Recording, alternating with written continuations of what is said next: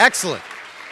So I told Lenore, this is clearly the only time I'm going to stand on a Broadway stage in front of a full house. And I just wanted to know what that was like. Very impressive. Lenore had originally asked me to speak at the end, and I suggested to her that maybe what I have to say, not very dramatic, no talent on stage right now, maybe I should go first. And I've been here for the last couple of hours, and let me assure you, I don't want to come after anyone else who's coming up here for the rest of the day. An amazing show we have planned. Just a couple of pieces of housekeeping is sort of my role this morning, this afternoon. When Andy passed, we of course immediately discussed ways to honor his legacy. Where might friends and family make contributions in his memory? The Christopher Reeve Foundation that supports research into spinal cord injuries, and of course, Equity Fights AIDS were two appropriate organizations with which to do that. But we always felt like we wanted to do, or we felt like, shouldn't say always, that we wanted to do more, something special.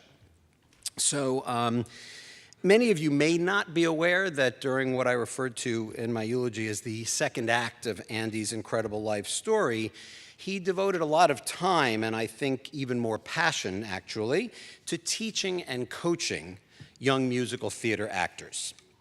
He did this in various ways and places, but nowhere more than at Manhattan Marymount College, where his longtime friend Pat Simon, who you'll meet a little bit later, is their musical theater coordinator. Another longtime friend of Andy's, who's also here this afternoon, Jeff Grover, had seen Andy on a few occasions engaging with some of these actors. And as he tells it, Andy's passion for what he was doing and his engagement with these young actors was quite clear. His face would light up as he spoke to them. Also clear, of course, was the respect and admiration that the students had for Andy. So sometime after Andy's funeral, just actually a few days, Jeff approached Marymount, and Marymount approached Lenore and me. And short of renaming the Andrew Zerman Winter Garden Theater, we'd be hard-pressed to find a better way to honor his legacy than to create the Andrew Zerman Masterclass at Marymount Manhattan College. That's cool also.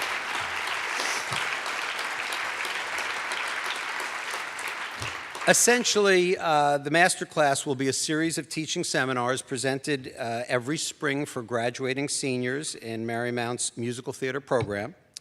As is frequently the case in academia, the budget at Marymount doesn't always allow to bring in outside instructors like Andy was. And so today we create an endowment that will ensure that in the future, funds will always be available. So Pat, or anyone who might have her position in the future, can bring in members of the professional theater community, casting directors, musical directors, future Andy Zermans, to bring insight and coaching from the real world of musical theater to the students as they're on their brink of launching their own careers. This is exactly what Andy did and what he loved doing. And what better way to honor his legacy than to ensure that others will always be able to do so in the future in a class named for him.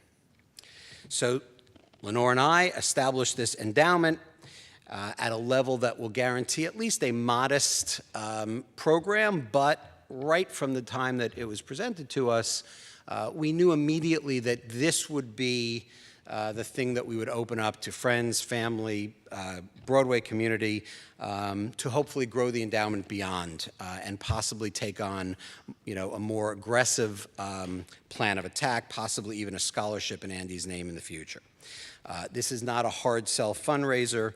We are all bombarded with countless requests from many deserving organizations. We are not trying to compete with those, but if anyone would like to make a contribution in Andy's memory to honor his legacy, then please consider a gift to the Andrew Zerman Masterclass at Marymount Manhattan College. Directions are in the insert that should be in the program you got today.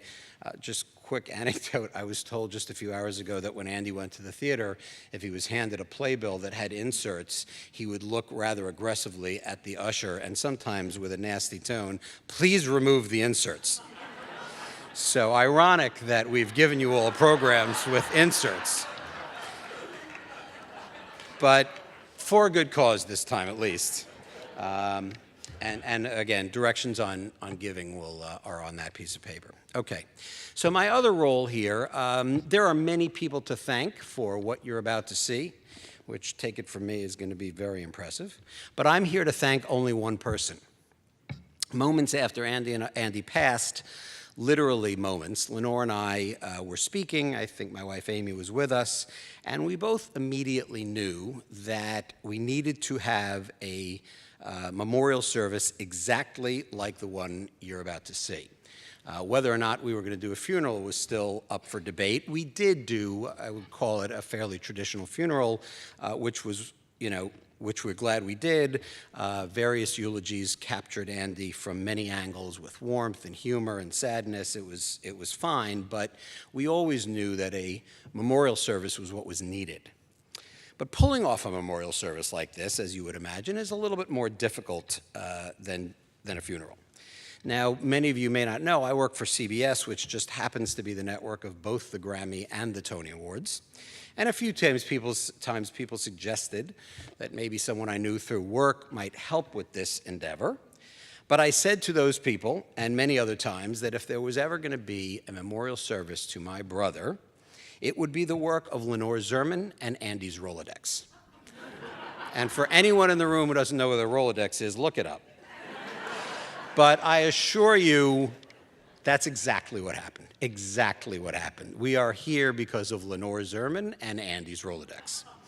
I can't thank Andy's Rolodex, but what Lenore has pulled off over these last 3 months is almost just short of Herculean. Living in California, but of course having been here for a week around the time that Andy passed, Lenore then returned a few weeks later. She launched the job of going through Andy's belongings, which was somewhat Herculean in itself, pack rat. And in that process, she really took the lion's share of the responsibility. She then returned in March to sort of put the final steps of that in motion. It was essentially a 2-month process. Meanwhile, of course, she and her partner Kay are running their own talent management firm, which, oh, by the way, hits its busy season now, in the winter, spring. And of course, we can't forget that she's the mother of 2 daughters. She found time to travel with her 16-year-old Jillian across the country to 3 states and 6 schools just 2 weeks ago. And in case there was any doubt that the daily responsibilities of being a mother were not ongoing, when I reached out to her recently to discuss something about today, her reply a few hours later was, "Sorry, I was hosting a soccer meeting. It just got over. I have a little too much on my plate right now." Really? You couldn't find someone else to do the soccer meeting? So it's been remarkable what she's pulled off. So through all of those things, and regardless of the fact that she took care of every detail on this event, including not putting her name on the front of the program, rest assured Lenore Zerman is the executive producer of this event. As you sit through it, think about that. She has literally taken care of every detail, and some details that we ended up deciding didn't need to be taken care of. So before I introduce her, I have to take a moment to express, and I'm going to try to do this with a straight face, to express the pride and admiration for my little sister Lenore, and on behalf of all of us, but mostly on behalf of our big brother Andy, to express our tremendous gratitude to you, Lenore, for everything you've done over these last few months, but mostly for bringing us here today. It's an honor to introduce my sister, Lenore Zerman.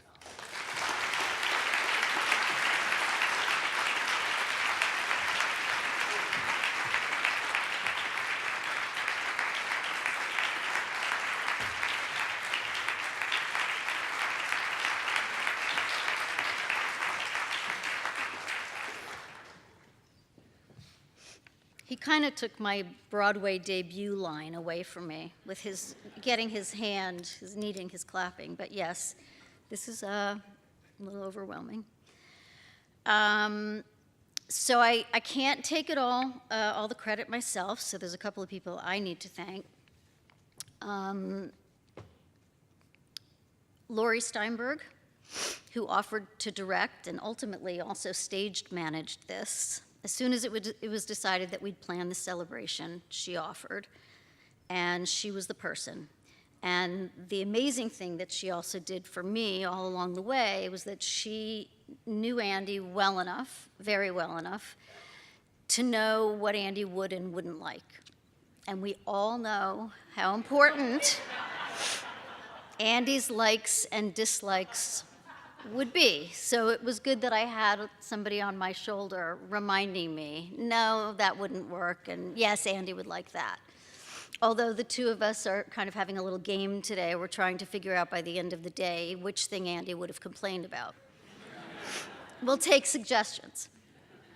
Charles Koppelman was also by my side throughout this process. I would not have had the clarity of vision, no less all the contacts, the wisdom, and the perseverance today to make today a reality without you. And really, you've been my rock since January 6th. Despite the fact that you too were grieving for a dear friend, you've been there for me, good days, bad days, at all hours. I always knew I could call you, even if you just had to listen to me crying. Speaking of being there on good and bad days, I have to acknowledge my friend, work wife, and business partner, Kay Lieberman.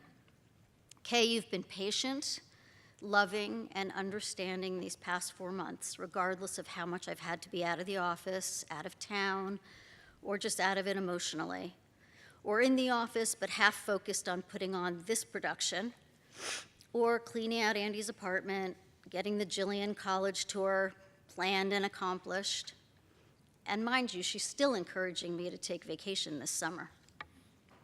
I couldn't ask for a better showbiz partner, even if you like to hug me more than I can really handle.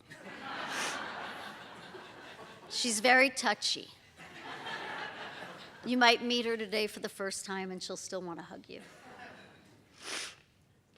Lastly, for now, I have to thank a friend of Andy's who you will also see perform today, Aaron Weinstein, who shared with me a speech that Andy had written some years ago that I had never seen. Andy wrote it when he was asked to speak about his career in show business at Exeter, where his friend Sarah teaches. Aaron, I know I told you this, but I have to say it publicly. Your sharing of that document was such an enormous gift for me. It's something I will cherish forever. And in a way, it really helped me make today happen because it gave me a roadmap, as you will all understand shortly. So with that, I would like to introduce Jelko Ivanek, who has generously agreed to play the part of Andrew Zerman today, reading Andy's words from that speech.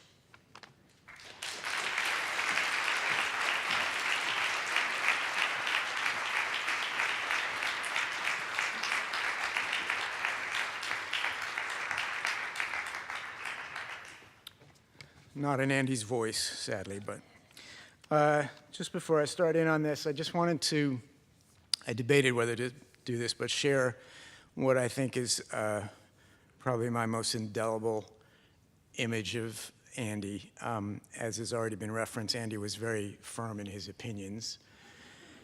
And we would get together and go to the theater or go have dinner, and during the conversation at some point he would mention an actor, an actress, or a performance he thought was beyond wonderful. And if I then ventured a slightly different opinion, it would be met with this just shocked silence. And he wouldn't say anything. There would just be this look on his face of sort of disappointment and pity and pain. Disappointment and pity, I think, that I could harbor not a different opinion, but clearly the wrong opinion. And pain because it seemed in that moment he really had to reconsider whether this friendship was viable in the future. And luckily he decided it was each time, but every time it seemed like a really close call for a moment. I was born and brought up in Rego Park in Forest Hills, Queens, New York City. It was an easy 20-minute subway ride to the Emerald City of Manhattan, a trip I was allowed to make on my own from an earlier age than children today are allowed to go around the corner for a play date. My father worked in book publishing. My mother was a housewife, and both were avid theater goers. At a shockingly early age, I showed impressively good taste. I became enraptured by the record of Gypsy. My parents, I think, were amused, proud, and entertained. They began buying me cast albums and taking me to the theater by the time I was 5. The first show I have any recollection of, though it was by no means my debut, was Hello, Dolly, which I saw and loved not long after it opened, and which I am still fond of. My first dream was to be a conductor, inspired, no doubt, by Gypsy's explosive overture.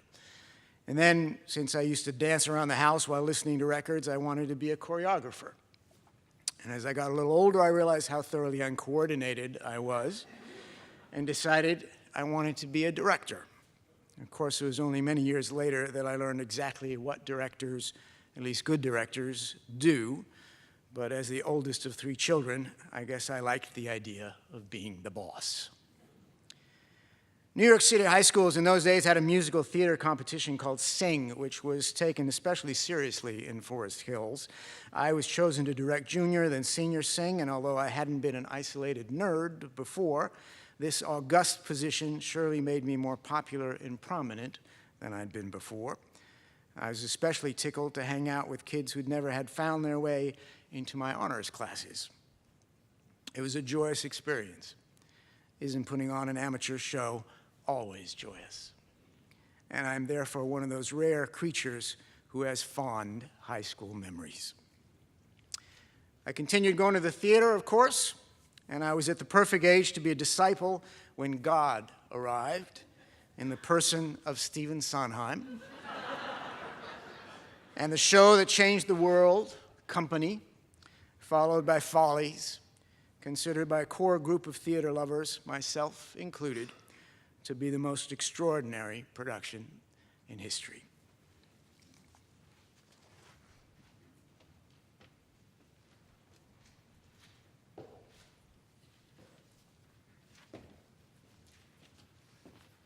Well, having navigated those stairs, this will be easy.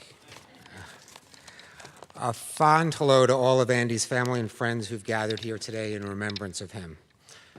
My name is Philip Braverman. I met Andy in Forest Hills, Queens in 4th grade at PS 196. And my wife, Madeline, joined the Andy Club at Forest Hills High School in the class of 1973. So together we had the privilege of being friends with Andy for over 100 years. To start, I'd like to just weave a couple of images from the late 1960s and the early 1970s.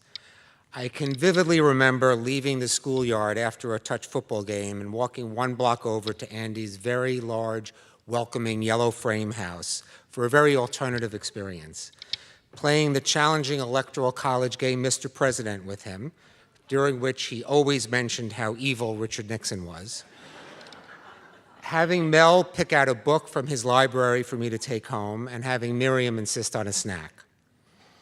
And Maddie finally remembers, soon after meeting Andy, also meeting the Zerman cats, who Mel, Miriam, Jared, and Lenore all called Sugar, Spice, Winifred, Lolly, and Jennifer, while Andy, however, long insisted, without any hint of a smile or doubt, that their names were Blanche, Julius, Fats, Doris, and Myrna. So we're here to celebrate and remember Andy, which is a very easy matter. Having known him for so many years before his accident, we can attest to how the core of his persona remained consistent before and after that sad and tragic event. I think this was all set up for me beforehand, some of the next things. That Andy could capture the essence of a person with the absolute perfect selection of one adjective, with no regard for political correctness. You always knew if he thought you were wrong about something by the very loud roll of his eyes. He had the most expressive and demonstrative facial expressions that spoke volumes. Having spent so much time as a kid in his house and with his wonderful family, Andy would later spend many nights with us in our home with our children. He loved to share stories and pictures of his 3 nieces and 2 nephews with us. There were so many subjects he was well-versed in: theater, celebrity gossip, literature, tennis, politics. But at the same time, it was so characteristic to see him scroll through his mental files and summon up information on hedge funds, baseball, or medicine to have a full and personalized discourse with each one of our 3 children.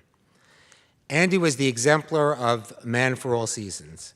He knew something about everything, and of course was not shy making sure you knew that. But that trait also allowed him to relate so well to the world at large on each individual's respective turf. And we continued to share so many regular and annual events, whether it was dinners with Kerry and Lloyd, discussions with Forest Hills High School alumni, or email chains about tennis grand slams. His strong opinions and firm views continued unabated. But at the same time, he remained open to suggestions and thoughts about anything. For example, for those who were on the tennis email chain, Andy's ultimate acceptance that Steffi Graf had not sufficiently manifested any regret to Monica Seles for the 1983 stabbing that ruined Monica Seles' career.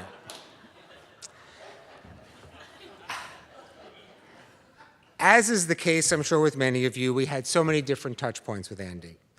Of course, his main passion was the theater and acting. And while we didn't get to share the Tony Awards with him, one very big shared event we had with him for 40 years was the Oscars. This, of course, included seeing nominated movies together down as far as the animated short subjects. But a little history is in order here. Maddie and I and 2 friends had started an Oscar competition which had a lot of rules in 1977. One of these rules was that any new entrant needed to submit an application letter and had to be approved unanimously. Having shared this information with Andy in 1980, he immediately prepared his application.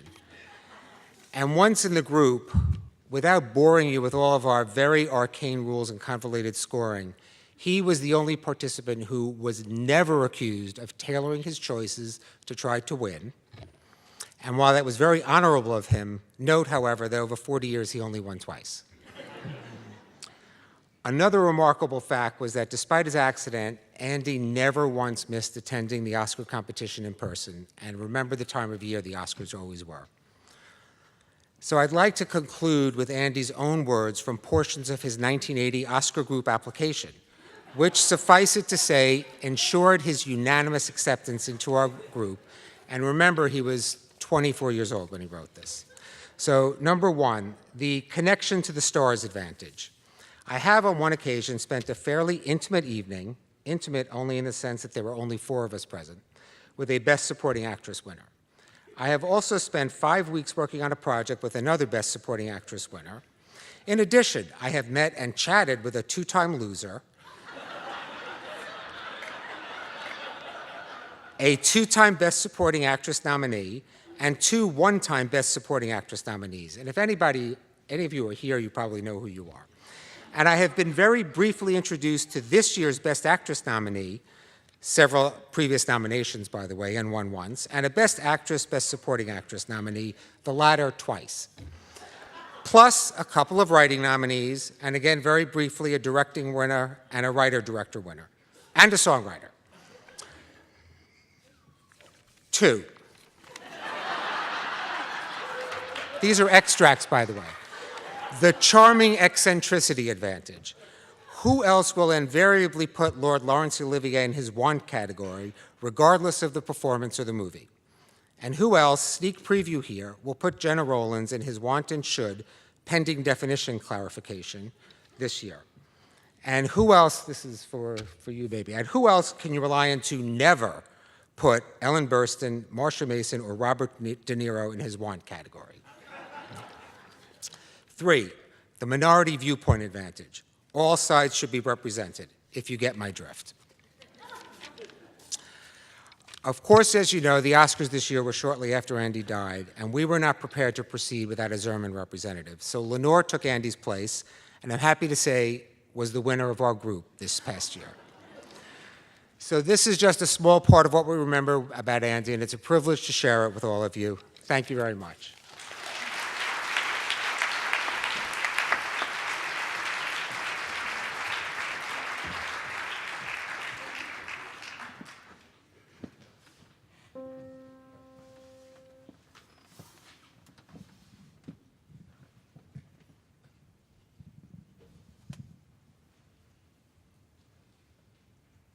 It started out like a song. We started quiet and slow with no surprise. And then one morning I woke to realize we had a good thing going.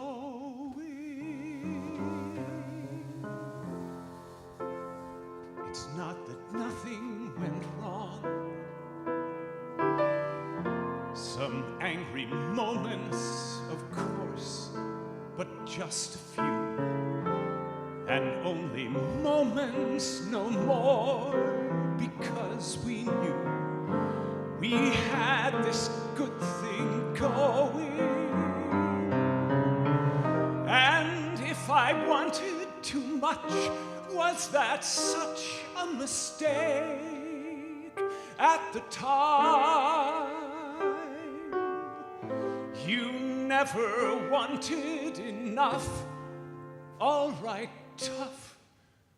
I don't make that a crime.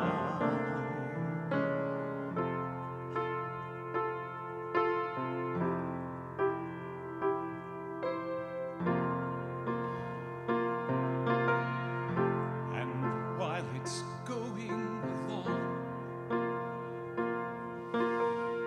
you take for granted some love will wear away. We took for granted a lot, but still I say we could have kept on growing instead of just kept on. We had a good thing going.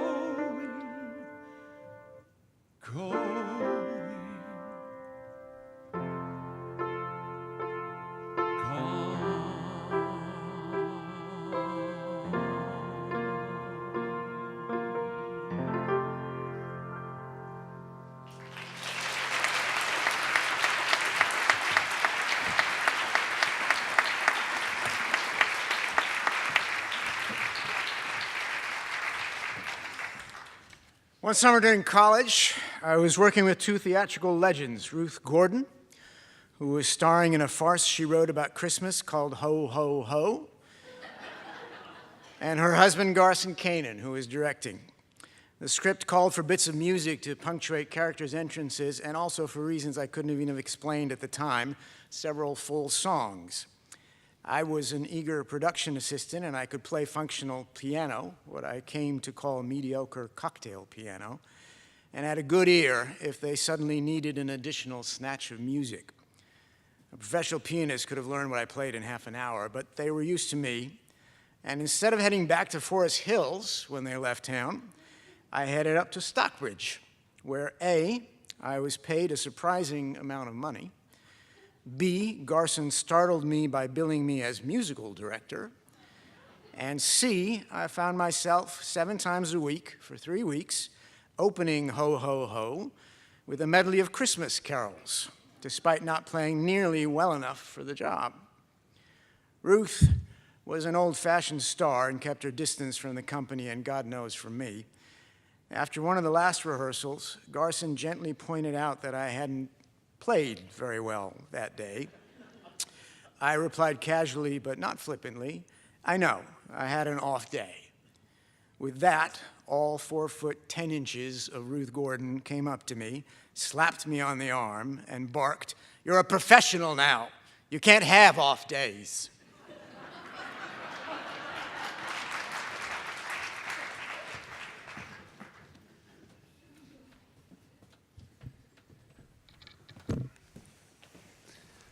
My name is Aaron Weinstein. I was a friend of Andy's. I'm a jazz musician. I don't believe Andy was friends with many jazz musicians. And frankly, neither am I. Which I think is partly why we got along so well. I met him at a party very shortly after I moved to New York City, and at the time I met Andy, I knew nothing about musical theater. That's not an exaggeration. I did not know who Elaine Stritch was. I called original cast album soundtracks. The list unfortunately goes on, but the point is that Andy should have had no time for me. I would have had no time for me. But for whatever reason, he took a liking to me, and we became fast friends. And about once every other month for the next decade or so, we would have these marathon evenings at Andy's apartment where, among other things, he'd play for me recordings of everything I did not know but should. I mean, he introduced me to so much music that well, that probably most of you came out of the womb already humming, but I mean, for me, it was this amazing education because not only did Andy speak about music in the most intelligent and the most articulate way without ever being the least bit pretentious about it, but of all of the masterful musicians that I've been fortunate to work with and the brilliant singers, really it was Andy who gave me an appreciation for and an understanding of lyrics, song lyrics. And that brings me to this thing I'm holding. He had very, very specific feelings about, well, about everything, but certainly about music, and specifically about a Jerome Kern song, I Won't Dance. He liked the melody, and he thought the harmony was genius. He had a serious issue with one lyric in the song. At the end of the bridge, there's a lyric, "Heaven rest us, I'm not asbestos." His issue was with "heaven rest us." He thought that "heaven rest us" didn't actually mean anything, and it was just there because it was this collection of words that would rhyme with asbestos. And this deeply, deeply disturbed him to the point where he once told me that he would be happy to never hear that song sung again. And so at one of his birthday parties a few years ago, I played for him an instrumental version of I Won't Dance, which seemed appropriate given his feeling about the lyric. And I coupled it with another Kern song that he had introduced me to. And from then on, he referred to that as his Zerman medley. And when I think of Andy, I think of I Won't Dance for the reasons that I've already mentioned, but also because the song, it's very complicated, and in some ways, certainly harmonically, it's singular, and it's full of intelligence, and it's full of wit, and above all, it's joyful. And that's Andy, and I'll play it.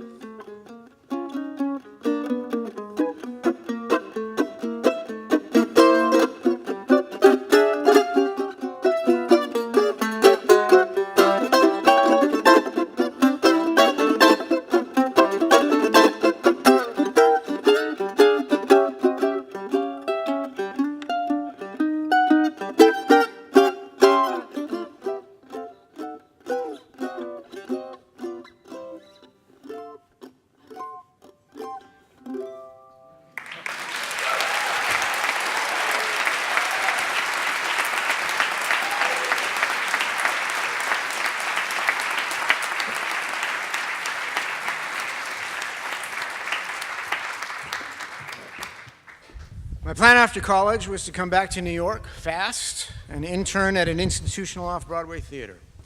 Luckily, my first choice, Circle Rep, didn't need or want me, and I ended up at the much better organized Manhattan Theater Club, where I felt at home from the very first day and was quickly pals with everybody on the staff. I was so ecstatic to be working at a professional theater, I had no objection to painting the men's room, my first assignment. Several months later, I was assisting the casting associate, about whom it was said he will spend 15 minutes getting an intern to do something that will take him 5. Well, it took him less than 1 minute to find me, and I was happy to do all his work. The next thing I knew, I was talking to agents, chatting with actors, watching auditions, reading opposite actors in auditions, and most crucially, getting friendly with the associate artistic director, who became a mentor and friend. Soon I was offering opinions and making suggestions and being not an intern, but a paid, barely, casting associate. Casting directors function as an executive search firm might. Our mission is to find qualified candidates for highly skilled jobs. We do not have cast approval, so in that sense we don't cast actors at all, but we advise directors. We implore them to reconsider actors they're mistakenly dismissing and to reconsider hiring actors not quite good enough. We have, we hope, an encyclopedic knowledge of the talent pool, a real affection for actors, clear insight into scripts, and people skills. So here was something tailor-made for me. I had a great memory for names, I had opinions that people seemed interested in hearing, and I loved being in auditions. I had a natural instinct, refined by my mentor, for relaxing actors and making auditions civilized and dignified. For that, they gave me that meager paycheck every week and health insurance, though the latter wasn't as rare then as it is today. I liked going to work every day to an office with other people.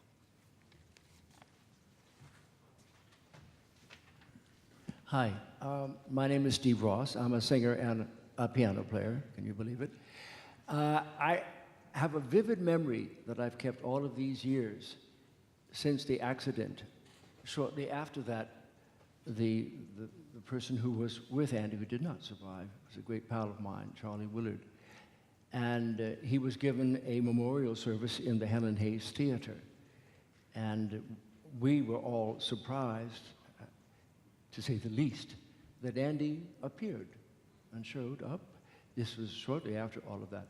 And I have thought all of these years since then and been so inspired by his words that he said that day, which were, I am looking forward to the rest of my life. And I actually met Andy when I was performing at the Ritz in London. He said, hotel dropping. Well, he was there. We met through Noel Coward, not Noel Coward exactly, but I had become friends with Noel Coward's last secretary, Joan Hurst. And so I was playing one evening at the Ritz, and Joan showed up with this attractive young gent. Apparently he had met her when he was doing his English time. So instead of recounting all of the various moments and styles of meetings that Andy had over music at my house and the things that have been described already, I thought that I would read to you Noel Coward's last poem, which I think is appropriate. When I have fears, as Keats had fears of the moment I shall cease to be, I console myself with vanished years, remembered laughter, remembered tears, and the peace of the changing sea.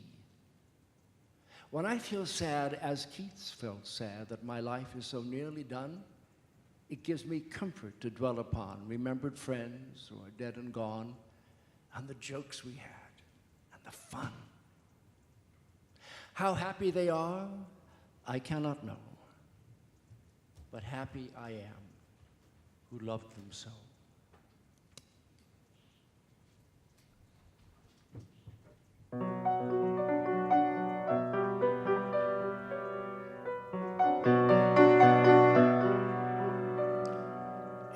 a very unusual way. One time I needed you. In a very unusual way, you were my friend. Maybe it lasted a day, maybe it lasted an hour, but somehow it will never end. In a very unusual way, I think I'm in love with you. In a very unusual way, I want to cry.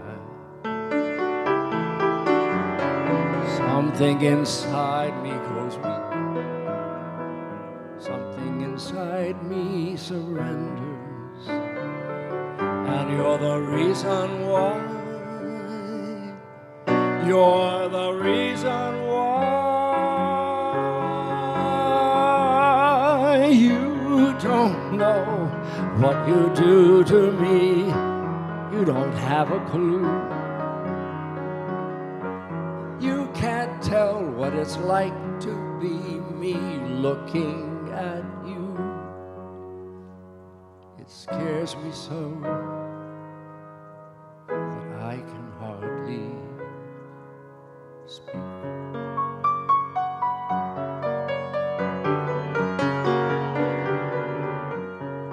In a very unusual way, I owe what I am to you.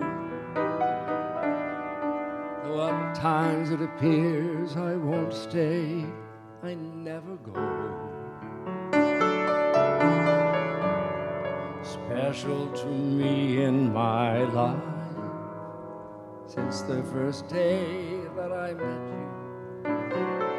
How could I ever forget you once you had touched my soul?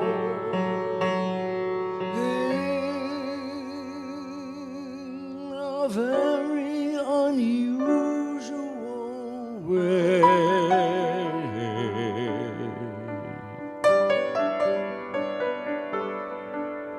You've made me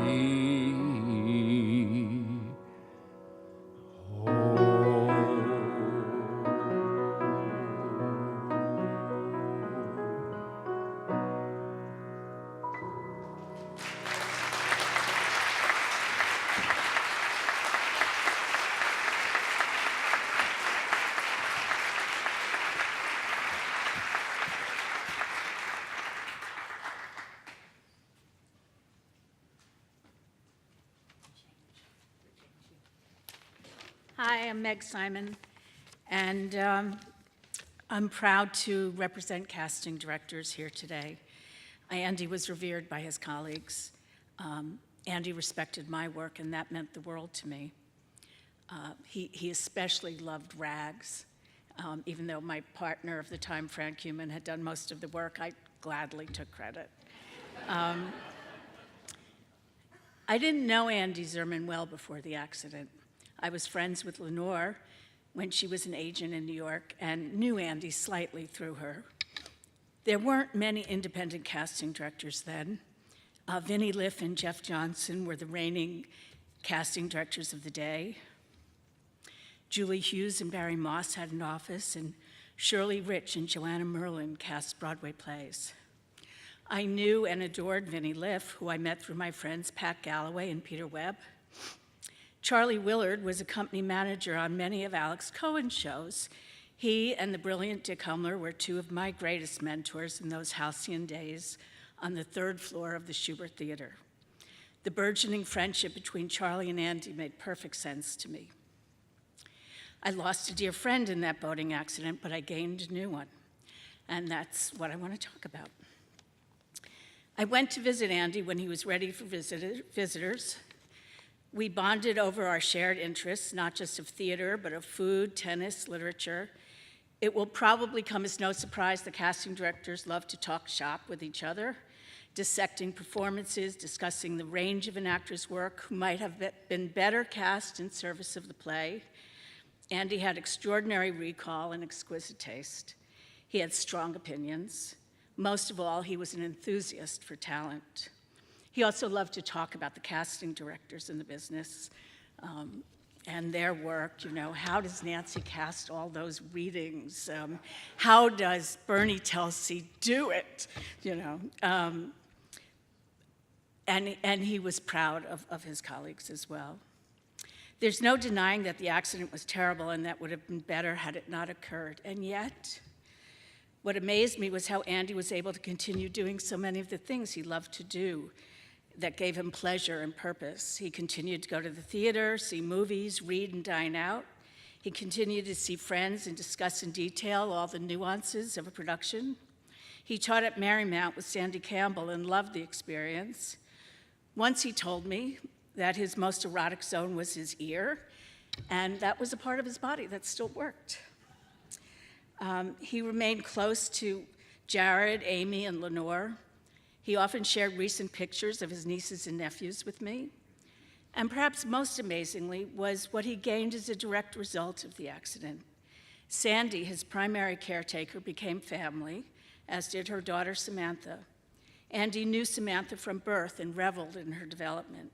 He took such joy in sharing his passions with her and encouraging her in every way. He was so proud of her and talked of her often. I always felt better after visiting with Andy, because of the inevitable theater talk, of course, and theater gossip, but also because he made me feel better about myself. He always complimented me on my ability to dress and undress him and feed him. He made me feel useful. And Andy, by virtue of his disability, offered a perspective on what was important and what wasn't. One of the things I looked forward to in my imminent retirement was spending more time with Andy. I thought daytime matinees at MoMA were in our future. I thought I'd join him as a subscriber at the Signature. I thought there would be many more meals at Tang Pavilion and West Bank Cafe. I will think of him in all those places and miss him. I will be grateful for our short-lived but rich friendship, and I will honor his legacy as a casting director extraordinaire.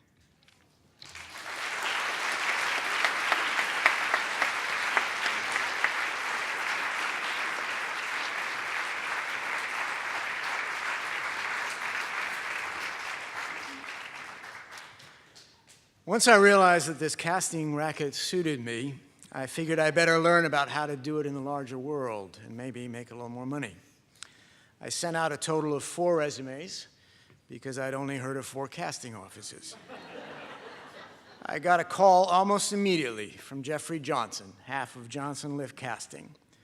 Within a week or 2, I entered the cozy theater poster-lined office and had the warmest, most relaxed, and delightful job interview anyone has ever experienced.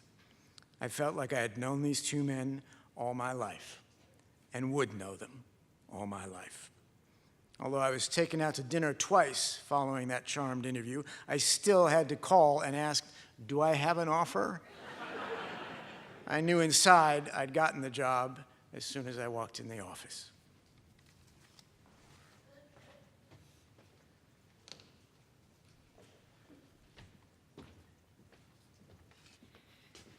Hi, everybody. I'm Charles Koppelman, and I met Andy shortly after he started working at the Manhattan Theater Club in the late 1970s. We maintained a very close friendship for over 40 years. And today I've been asked to read some notes from friends and colleagues who can't be with us, words others have written about Andy. But as we've been hearing from Željko, Andy's own words about himself, from an autobiographical sketch few of us knew he had written until shortly after he passed away. So I'd like to take a few minutes first to talk about some of Andy's other writing and his creative instincts as a whole. I'd always known about them, but they were really brought into a crystallized focus for me again, as I had the honor of going through boxes of papers with Lenore over a couple of days in February and March, while clearing out Andy's apartment. As Jarrett said, he was a pack rat and he kept a lot. So, of course, that he was a brilliant casting director is undisputed.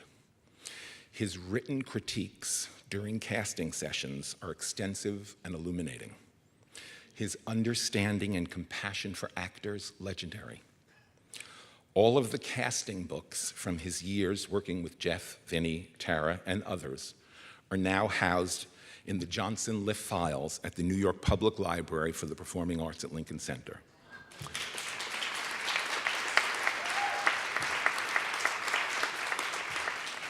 They provide a thorough vision of the art of casting, and this collection of books from over 100 shows seen all together is quite historic. For me, an early sign of Zerman's creativity dates back to January 1986 and my 30th birthday. Andy made me the greatest gift I've ever received. It's a loose leaf binder filled with my own "This Is Your Life" told in actors' pictures and resumes. Each with comments so specific, so smart, so personal, only Andy could have come up with something so ingenious and frankly quite brilliant. It remains a treasured possession. But going through all his papers and perhaps moved by the accumulation and sad finality of it all, we discovered things that no one seemed to be familiar with.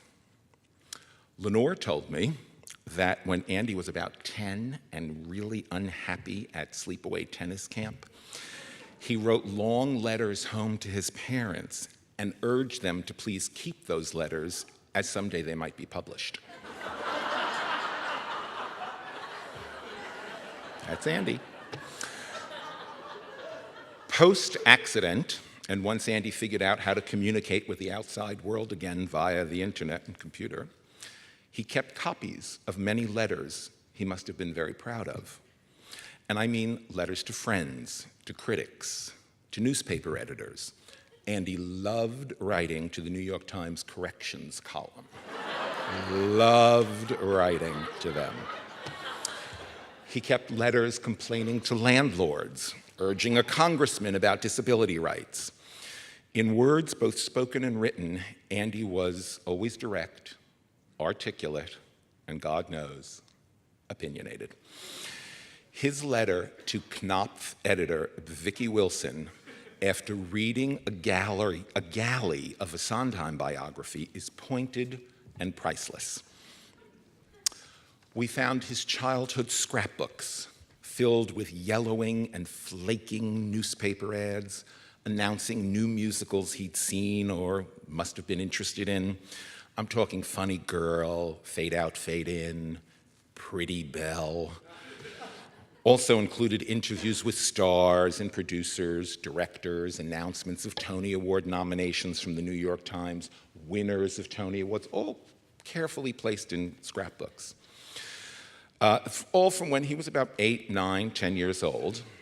And Andy and I'd never known about them, but we had truly related on those formative years because I made the same kind of books. And we both pined for lives in showbiz. Lenore found his honors thesis, which I took home to read. The title, From Folly to Follies, Chorus Lines to a Chorus Line, colon, the American musical theater grows up. 144 pages of pure Zerman, with 6 pages devoted to his analysis of Rose's Turn.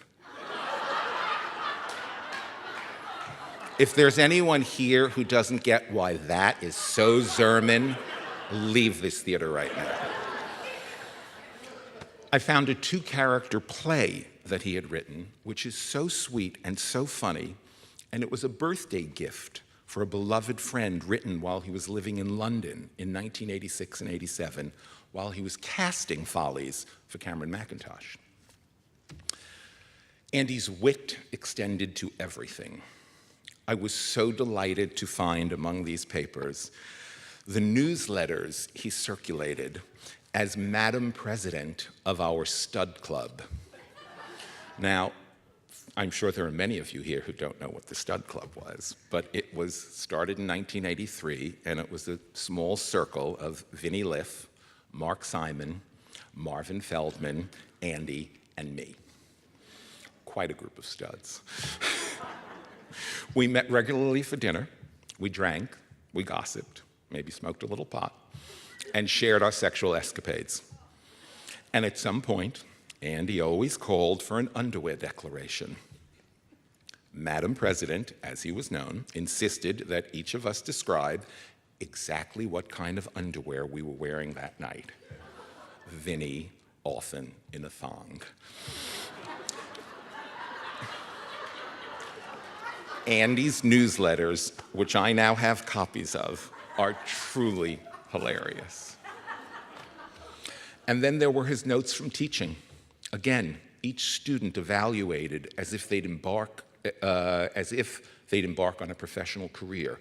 He wasn't extra gentle or forgiving because they were students. He was looking for that rough talent that he could help mold, support, and encourage. Such was his gift. Andy had an intellectual curiosity like no one I'd ever known. He was a voracious reader. He understood the power of words, always using them with great exactitude. Lenore told me he was thinking about writing a memoir. He spoke to her about it. We've yet to find any particular files on his hard drive, but our fingers are crossed it may still reveal itself. The promise of his future was still enormous. After his accident, Andy built the most remarkable and impressive life for himself against so many odds. He remained compassionate and generous as a friend. He was courageous. He conquered depression. He achieved acceptance, and he determined to live on his own terms. He depended on many of us as we were his arms and legs. Yet he was unbelievably resourceful. He volunteered at the library, he taught, he coached singers, he saw more theater than I ever did, and he maintained a brightness and sense of humor that I miss more than I can stand. Andy had this habit of holding his tongue in his mouth in a particular way, kind of listen to you, kind of curl his tongue a little. And I knew that that meant that he was prepared to say something and had the right comment or the right response in our conversation. So I would find myself speeding up what I was saying because I couldn't wait to hear what his next thought was. So I could go on and on about my friend Andy. Whenever I would answer the phone, it was just, I would hear, Charles, Zer, and we'd be off and running.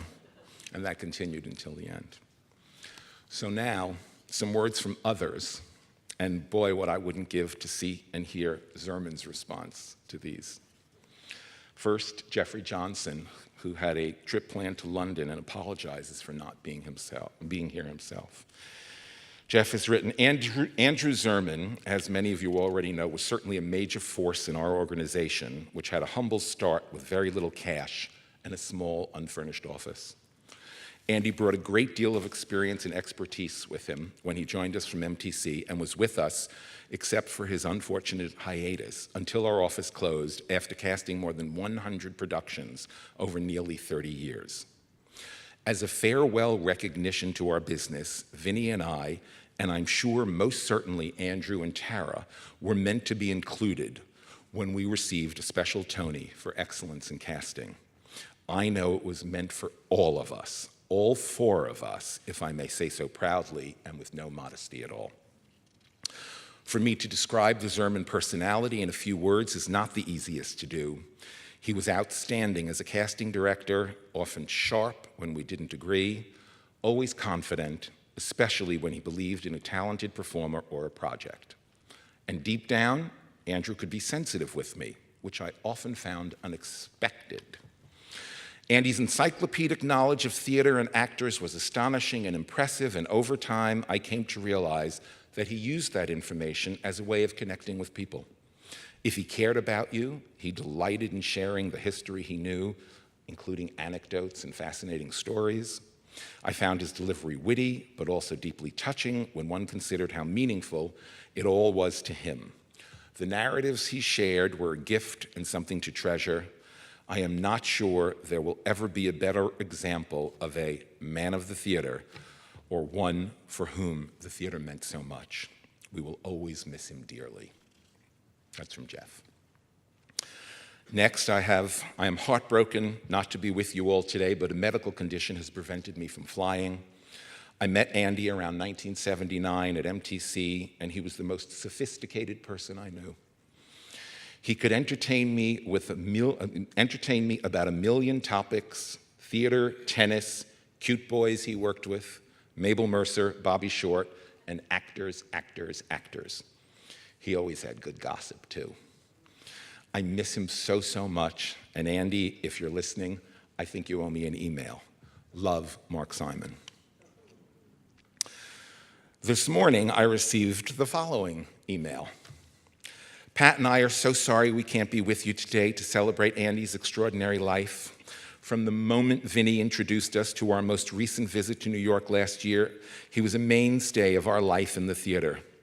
I was lucky enough to be his straight show queen buddy and accompany him to all those encores dress rehearsals where he would be surrounded by all the leading lights of Broadway, many of whom he had cast in their first shows. We loved him so much and miss him terribly. All our love to you, Lenore, Jared, and the whole Zerman family. Love, Pat Galloway and Peter Webb. 2 more.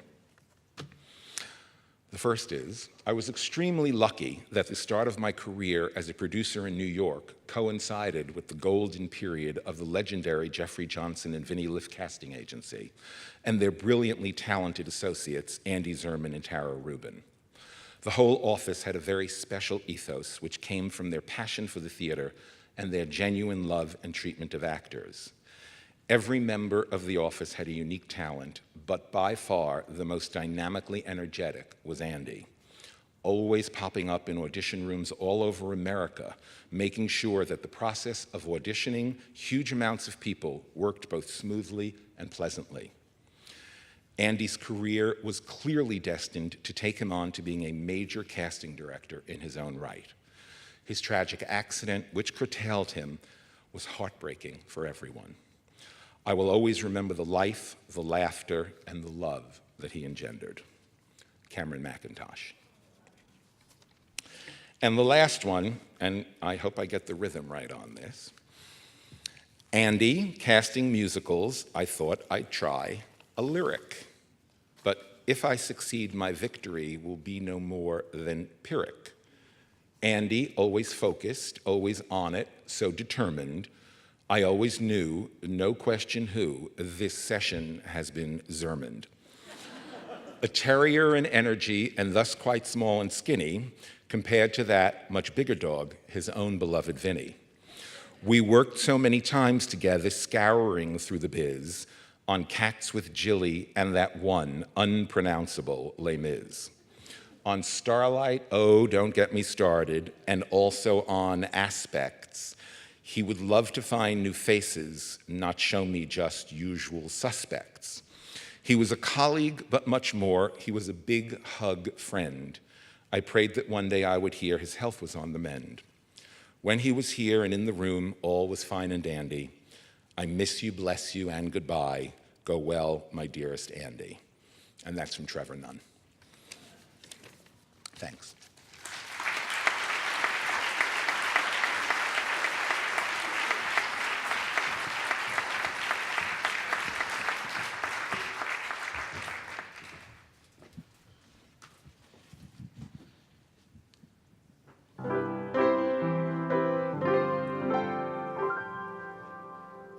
I hear music when I look at you, a beautiful theme of every dream I ever knew.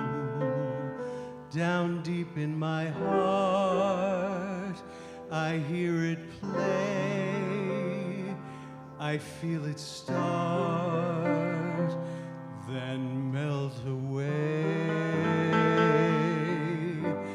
I hear music when I touch your hand, a beautiful melody from some enchanted land. Down deep in my heart, I hear it say, is this the day?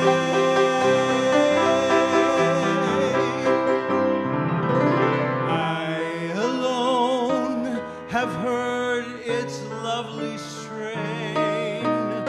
I alone have heard its glad refrain. Must it be forever inside of me? Why can't I let it go? Why can't I let you know? Why can't I let you know the song my heart would sing? The beautiful rhapsody of love and youth and spring. The music is sweet, the words are true. The song is you.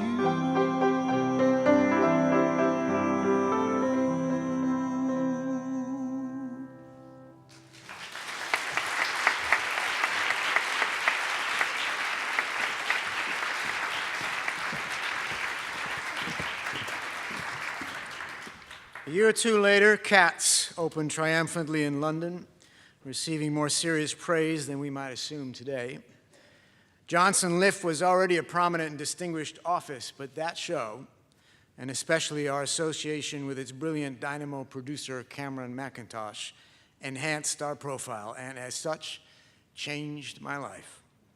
Cats ushered in what's called the British invasion of Broadway, and we were in the thick of it. Over the next few years, we cast the original Broadway productions and then tours of Phantom of the Opera, Miss Saigon, Les Miserables, Chess, Aspects of Love, Me and My Girl, and Song and Dance, as well as such homegrown shows as Baby, City of Angels, and Dreamgirls.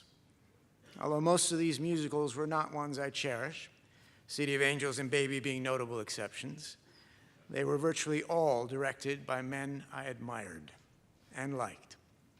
A handful are still the most successful shows of all time, and whatever my opinions of them, I felt excitement and pride to be associated with them.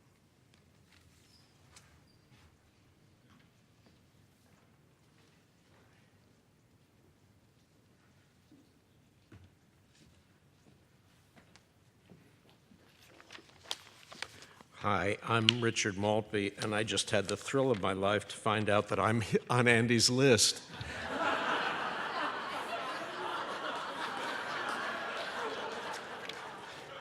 He liked me. When David Shire and John Weidman and I were casting the national company of Big, Andy called out of nowhere. And he said he had just seen a performer who had auditioned for him on a completely different show, but who sang one of the songs from Big and did it, and it was the best performance he had ever heard of that song.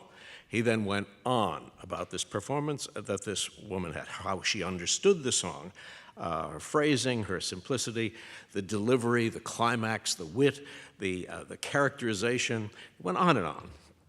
So naturally, we called the actress in, and naturally, we cast her.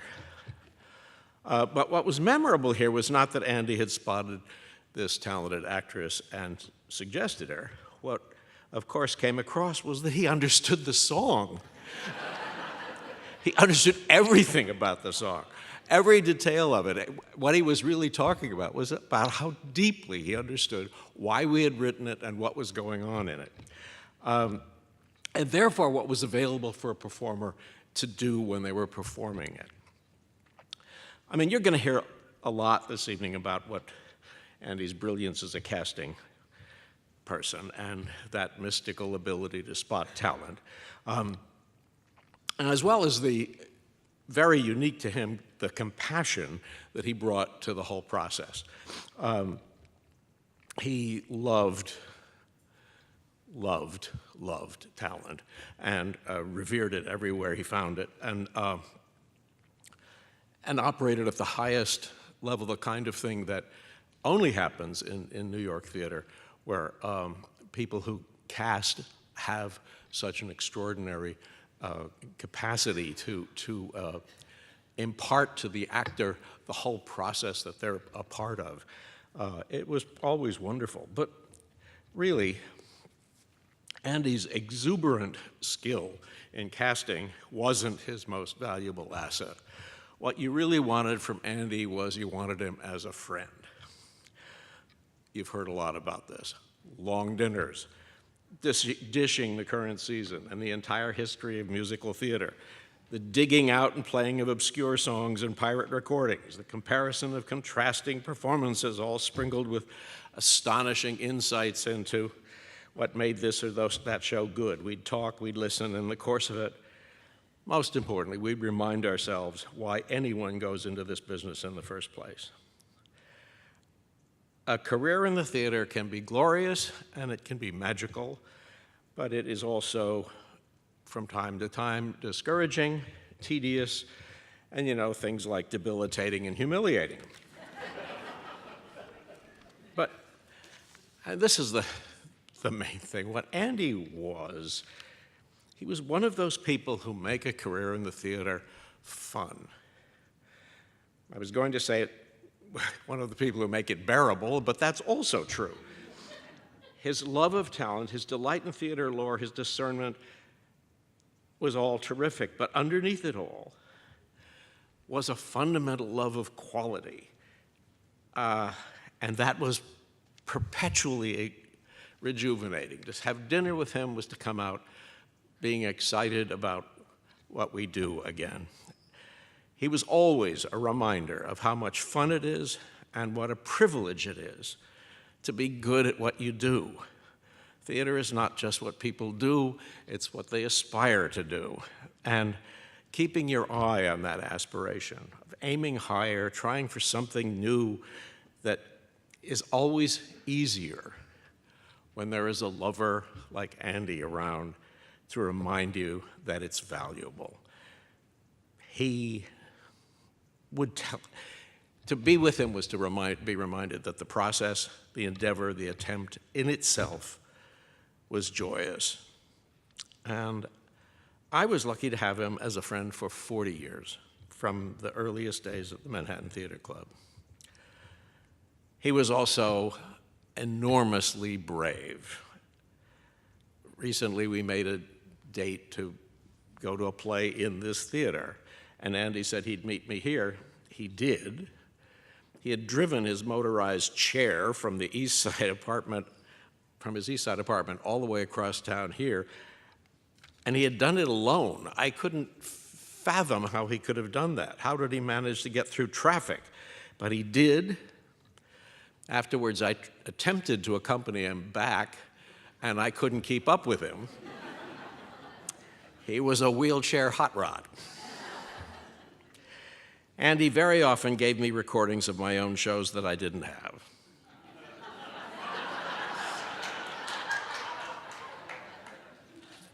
He also gave me respect for work I had done when I had pretty much lost faith in it. That is a friend. I will miss him. The theater will miss him. The universe will miss him.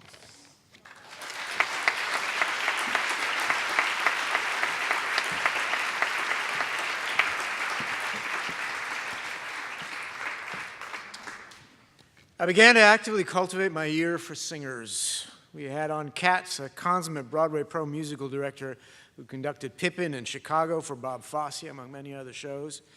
He had a system of evaluating singers by rating them 1, 2, or 3 with pluses and minuses, 1 being the best. And I became adept at predicting what his grades would be. I learned to listen to the way he did to the elements of good singing. Accurate pitch, of course. A bright sound as opposed to a covered one. The right amount of vibrato.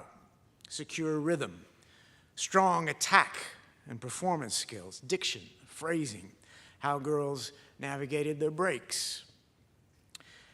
Les Miserables, in particular, gave me the opportunity to exercise my discerning ear. The show is completely sung, and the singers need to have what I most understood and responded to: contemporary theater voices. Not the more legit sound of Rodgers and Hammerstein, and not a microphone-dependent pop or rock sound. Now, the production requires every cast member to help tell the story, not true in all musicals. So the performers needed to express thought, emotion, and character in their singing. I auditioned hundreds of singers in New York, Los Angeles, and elsewhere, often on my own. I began changing people's faulty keys, correcting incorrectly learned notes, testing them on the score, giving them acting adjustments. In short, with no one looking, playing the roles of stage director and musical director. Scores of performers, young and old, beginners and seasoned pros, encountered me, and I in turn remembered them, advised them, prepped them, and presented them to the creative staff. I hasten to assure you this is what all good casting directors do. These shows operated under the most lucrative union contracts, were prestigious and, dare I say, glamorous. So my experiences working with younger performers, ecstatic at landing their dreams jobs, were deeply gratifying.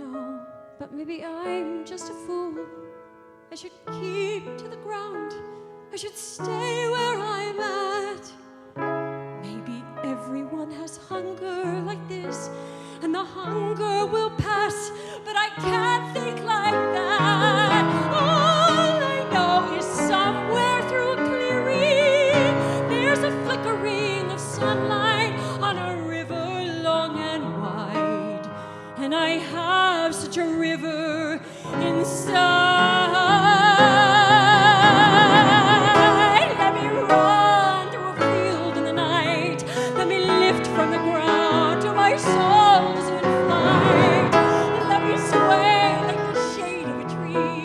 swirl like a cloud in a storm on the sea. Wish me on my way through the dawning day. I wanna flow, wanna rise, wanna spill, wanna grow on the side of a hill. Wanna shift like a wave rolling on. Wanna drift from this path I've been traveling upon before I am gone.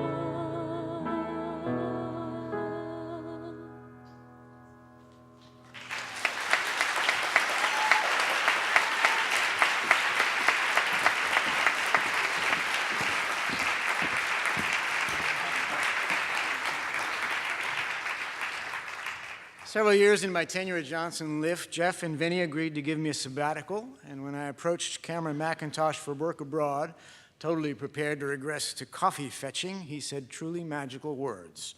Sure, you can come and cast my production of Follies. That's how I happened to travel 3,000 miles to work with Stephen Sondheim, who lived merely a long walk from me in New York. I arrived in London, diligently started familiarizing myself with English casting procedure, English musical theater performers, and English agents. I was a fast study. Shortly after I had begun working in earnest, I also came up with a list of possible American actors for a lead role. The English director, of whom I had become enormously fond, understandably knew almost none of them. "Why don't you call Steve?" he said casually. Now, this was the kind of call I'd been making to creative people for years.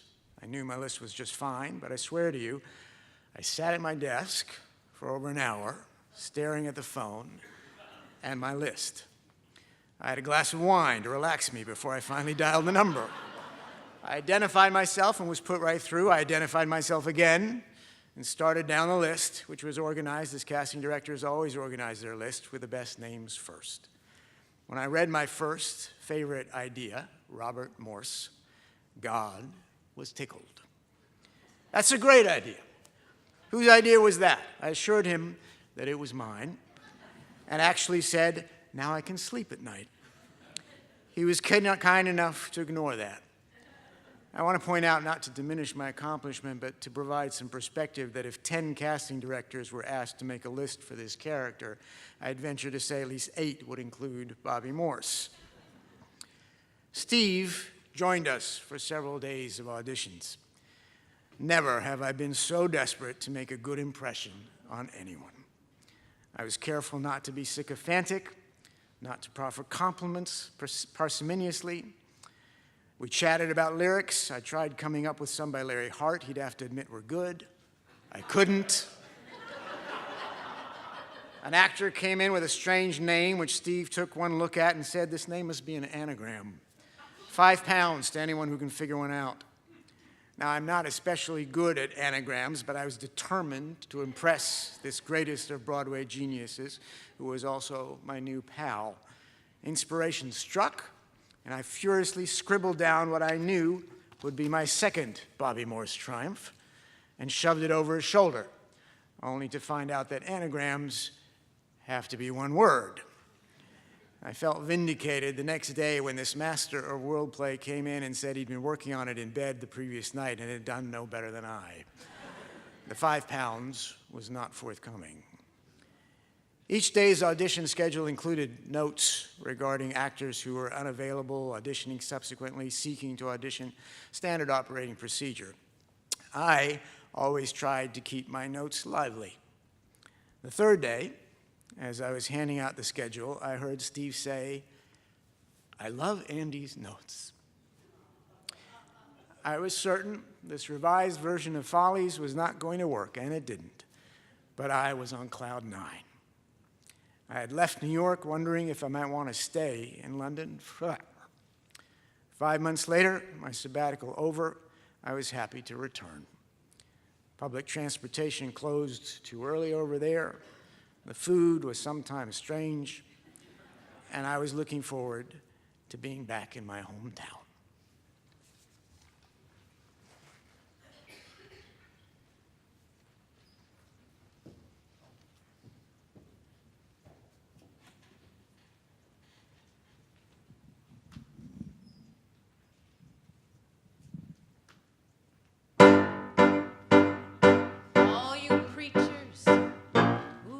delight in panning the dancing teachers. Let me tell you, there are a lot of features of the dance to carry you through the gates of heaven. It's madness to be always sitting around in sadness when you could be learning the steps of gladness. You'll be happy when you can do just 6 or 7. Begin today. You'll find it nice. The quickest way to paradise. When you practice, here's the thing to do. Simply say as you go, I'll build a stairway to paradise with a new step every day. I'm gonna get there at any price. Stand aside, I'm on my way. I've got the blues, and up above it's so fair. Shoes, go on and carry me there. I'll build a stairway to paradise with a new step every day. I'll build a stairway to paradise with a new step every day. I'm gonna get there at any price. Stand aside, I'm on my way. I've got the blues, and up above it's so fair. Shoes, go on and carry me there. 'Cause I'm gonna build a stairway to paradise with a new step every day. With a new step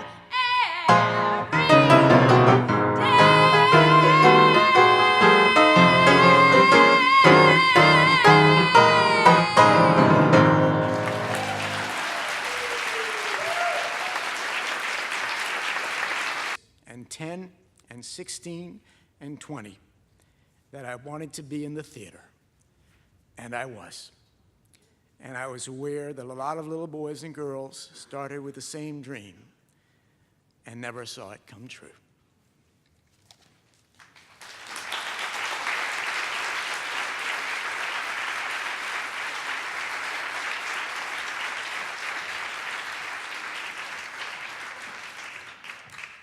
It's a lot of you out there. Hi.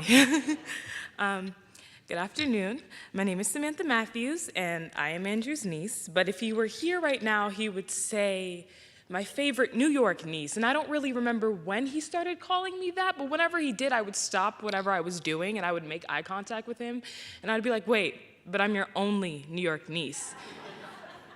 To which he would respond with, exactly my point. You're my favorite New York niece. So, I mean, we have that. Uncle Andrew was such an influential person in my life. He passed down his love and passion for the arts, classical music, baking, but most importantly, the theater.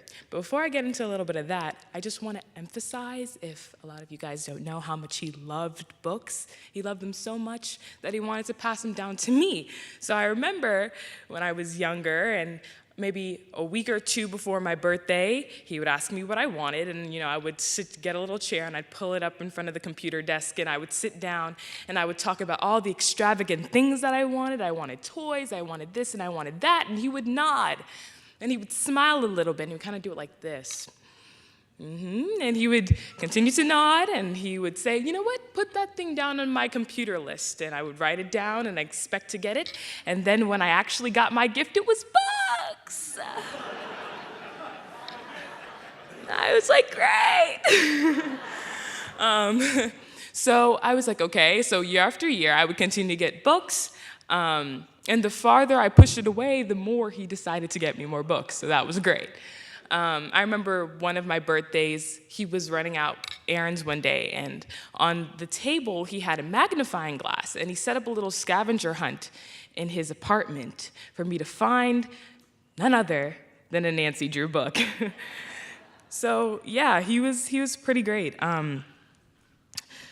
Going back to the theater, he was so amazing with taking me to play after play, show after show, and I'll explain the process. I would get ready, and I would sit with him at the table, we'd eat dinner, I'd chat about my day, and then we would either catch the Accessoride to get off of the street and run to the theater, but he obviously was in a motorized chair, so he could speed off, and I was in heels, so I'm like, wait, I can't really go that fast, but can you wait for a second?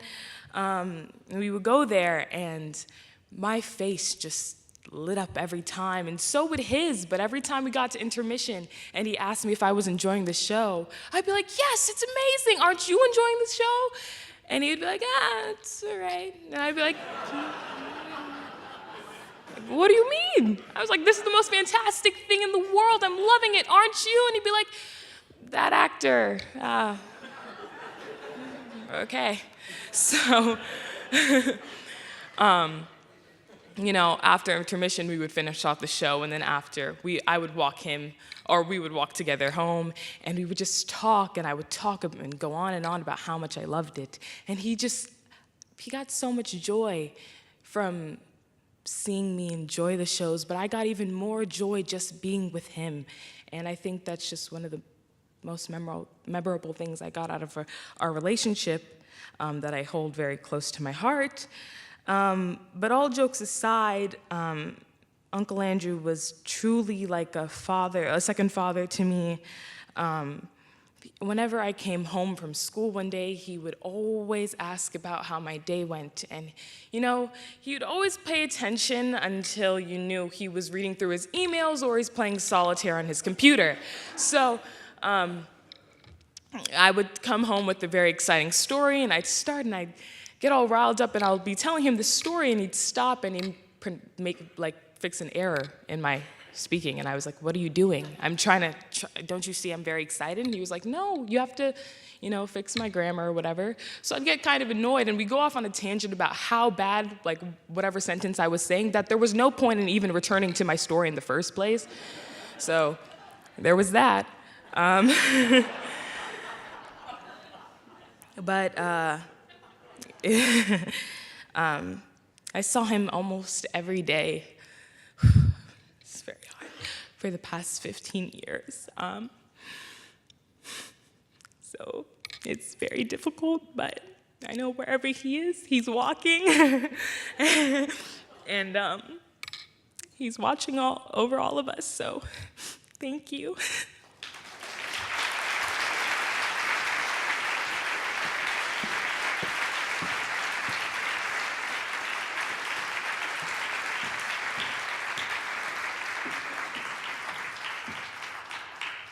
Thanks, Samantha. It's hard to follow you. I'm Pat Simon from Marymount Manhattan College. I don't pretend to comprehend why we know whom we know in this life. I have an interesting connection to the Zerman family. We've been circling each other since the late 1980s when Kyle Rennick replaced me as casting director for the WPA Theater with Andrew Zerman. And I took a job as an agent's assistant at Bauman Hiller Associates, available because the former assistant, Lenore Zerman, had moved to the West Coast to become a full agent. My career goal was not to be in casting or agentry. I wanted to do just what I've been doing for the past 30 years, teach in and coordinate a musical theater curriculum at the college level. I'm proud of our over 200 students at Marymount Manhattan College who come from all over the country and all over the world to study with our theater faculty and full-time professors of music theater. Additionally, over the years, I've curated a part-time faculty of 40 academic and professional adjuncts in dance, vocal music, and performance who represent the best New York City has to offer. It was in that capacity that in August 2004, I contacted my friend and former office mate from the WPA, Jay Kane, asking what Andrew Zerman was up to. I was looking to find someone with exceptional taste to coach our graduating seniors for their industry showcase. By that time, the WPA had folded.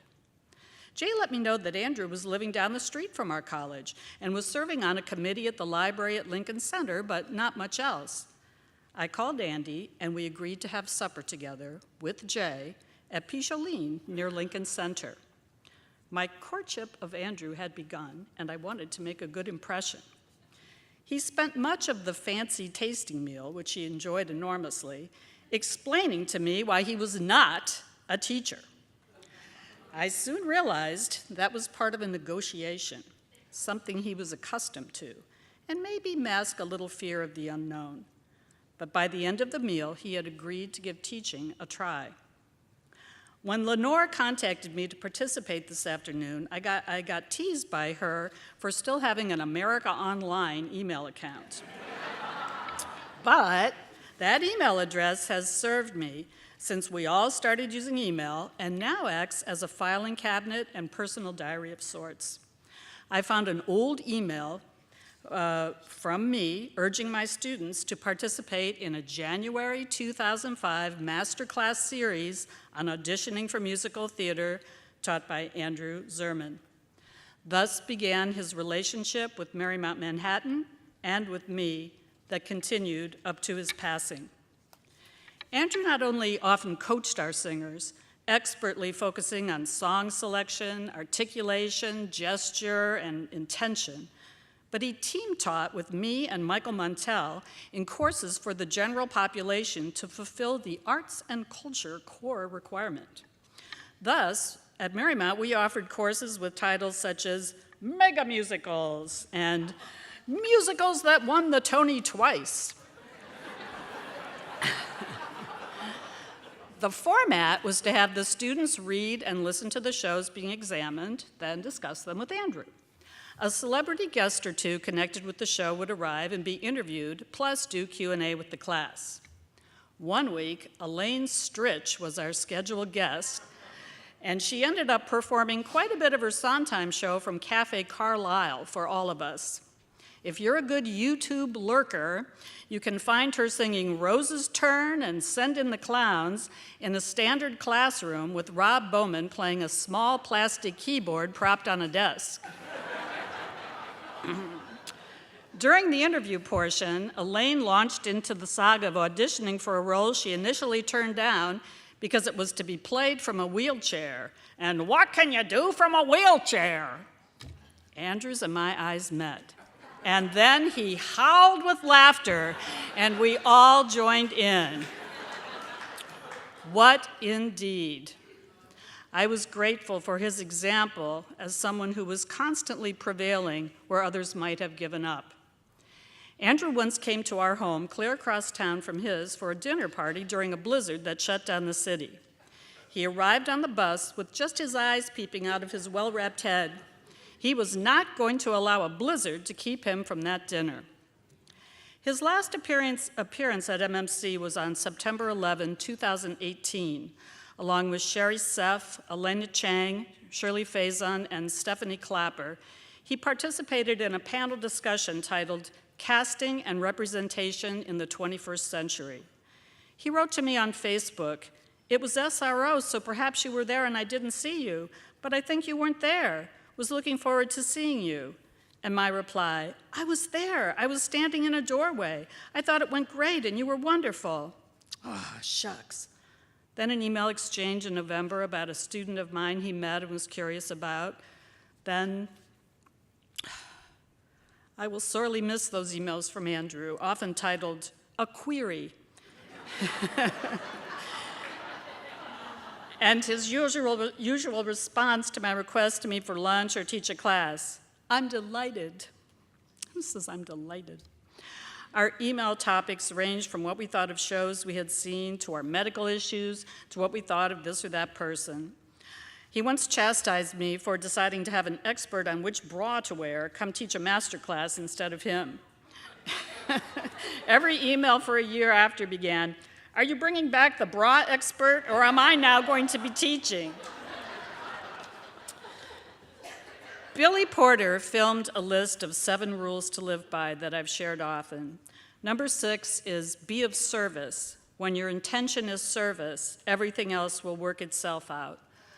followed by number 7, mean what you say and say what you mean. Andrew's service, his teaching for us, and his teaching with Sandy Campbell and Michael Levine shared his intelligence, wit, honesty, and good taste in abundance with those lucky enough to be in the room with him. He did not mince words or suffer fools because he cared deeply, especially about our students. He often told me that I made him a teacher. He was a teacher all along. I am beyond grateful to Lenore and Jared Zerman for their support of an endowed masterclass in Andrew's name at our college.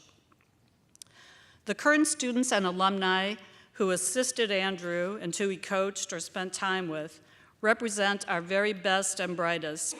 Among them, the composer David Regano and performers Jason Gauthier, Johnny Beauchamp, Marie Aupert, Adrienne Warren, and Rafael Rodriguez. Rafael will perform for us today from a show Andrew cast at the WPA in 1995, Songs for a New World, accompanied and music directed by Stephen Cuevas, and joined by my Monday afternoon sophomore musical theater techniques class.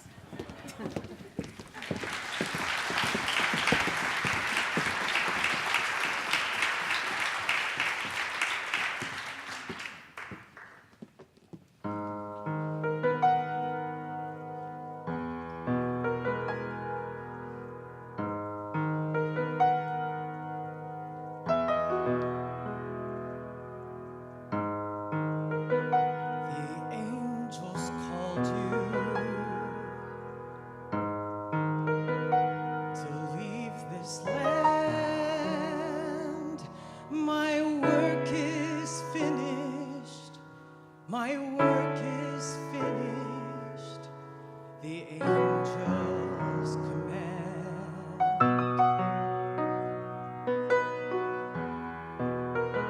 I'll come to join you. Reach out your hand and I'll be flying home. Straight into your arms, and I'll be flying home. Carry me on,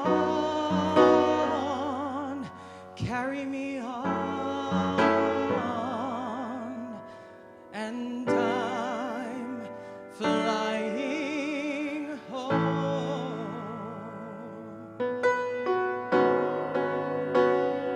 The angels called me to shut the door. We're almost touching. We're almost touching.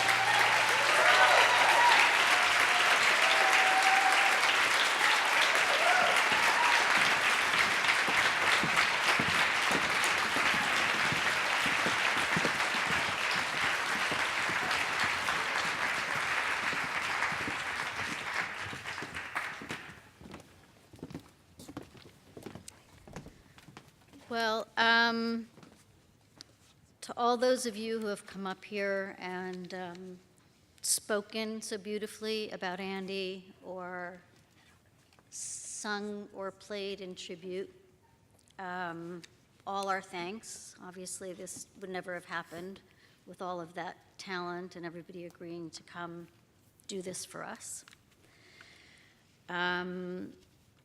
There are people here today who know Andy from all different times and all different walks of life. But I think today it's appropriate to call out and to pay tribute to the entire New York theater community. I truly believe that without the embrace of the thousands of people Andy heard from and was surrounded by after his accident in 1991, he might not have known exactly what existence he was fighting for. You are the ones who kept the lights shining for him. So thank you to everyone, from company managers who helped him with tickets to the American Theater Wing. Oh my God, that sounded cool, as if I got a Tony I was thanking someone for.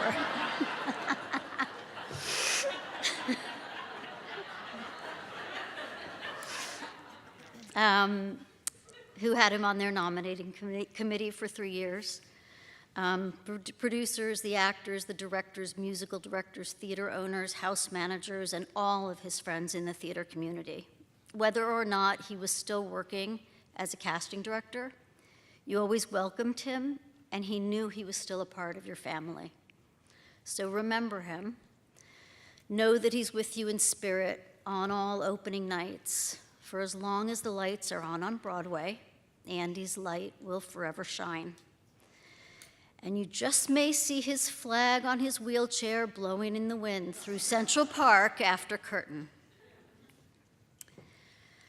I give you this one thought to keep. I'm with you still. I do not sleep. I am 1,000 winds that blow. I am the diamond glints on snow. I am the sunlight on ripened grain and the gentle autumn rain. When you awaken in the morning's hush, I am the swift uplifting rush of quiet birds in circled flight. I am the soft stars that shine at night. Do not think of me as gone. I am with you still in each new dawn. And now I would like to invite Emily Bennett and Stephen Cuevos back out. They're going to lead us in Shall We Gather at the River, the lyrics for which are on the back page. And unless this is a cruel joke that Kyle Rennick has played on all of us, apparently this was a song that Andy had mentioned maybe sometime would be nice to be sung at his memorial. So Emily's going to start us off. We're not going to do the whole thing, but everybody join in or sing with her if you know.